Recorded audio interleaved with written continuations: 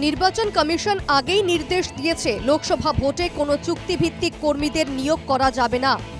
এদিকে কমিশনের নির্দেশকে বুড়ো আঙুল দেখিয়ে ইতিমধ্যেই পাথর প্রতিমা ব্লকের বিভিন্ন গ্রাম পঞ্চায়েতে চুক্তিভিত্তিক কর্মীদের ভোটের কাজে যাওয়ার জন্য চিঠি পাঠানো হয়েছে। শুধু তাই নয়, দেওয়া হয়েছে ট্রেনিংও। কর্মীরা পড়েছেন বেশ বিপাকে।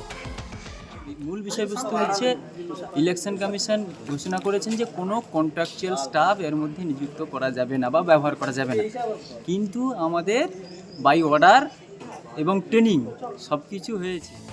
নির্বাচন কমিশনের নির্দেশ না থাকা সত্ত্বেও কি করে নির্বাচনের কাজে যাবেন? নির্বাচন করাতে গিয়ে যদি কোনো অঘটন ঘটে তার দায় কে নেবে?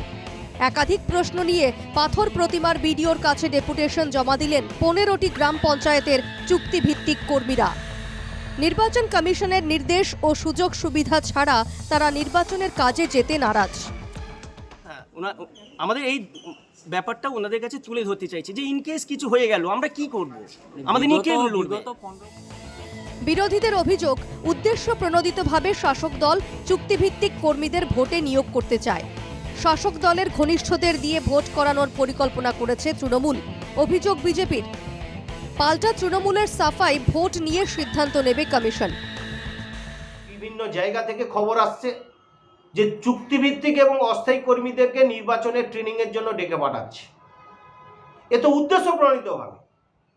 পশ্চিমবাংলায় এখনো বহু চটিচাটা আমলা আছে যারা কিন্তু তৃণমূলের হয়েই কাজটা করছে।